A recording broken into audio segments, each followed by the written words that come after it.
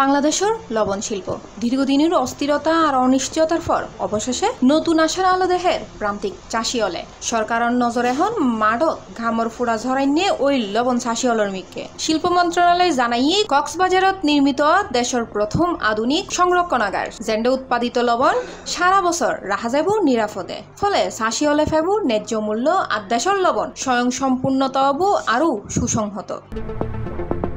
বাংলাদেশের প্রায় 90% লবণ উৎপাদিত হয় কক্সবাজারের চকরিয়া, পেকুয়া, মহেশখালী, কুতুবদিয়া আর টেকনাফজুড়ি বিস্তীর্ণ উপকূলত রৈদুত ফুরিয়ে কাদাত মিশি তারা লবণ তুলে, কিন্তু মৌসুম শেষে সংরক্ষণের অভাবে বাধ্য হয় অল্প দামে বেশি ফেলাইতে।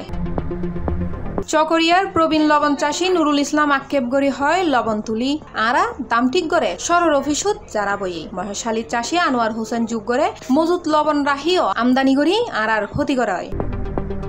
এই বাস্তবতায় জেলা প্রশাসন ও বিসিকিউ সভাত শিল্প সচিব মোহাম্মদ উবাইদুর রহমান স্পষ্ট ঘোষণা দিয়ে বাংলাদেশে হল লবণত স্বয়ং সম্পূর্ণ হন অজুহাতে লবণ আমদানি ন।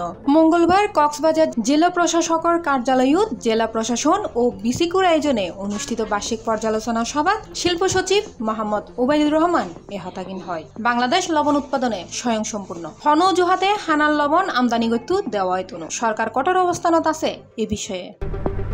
বিশেষজ্ঞর মতে সংরক্ষণাগার হইলে উৎপাদন বাড়িব অন্তত 20% আর ভাঙ্গি ফুরিব সিন্ডিকেটর দৌরাত্ম। বিসিক চেয়ারম্যান জানাই জাতীয় লবণ নীতি প্রণয়নের হাজো চলে। সভা শেষে প্রান্তিক চাষি হলর কণ্ঠ আশার ঝিলিক। সময়ে এবার চাষির ঘামর ন্যায্য দাম ফিরে দিবে জেন্ডার লবণবু গর্বর প্রতীক আর আমদানির অজুহাত অতীত ইতিহাস। সি+ টিভি, চট্টগ্রাম।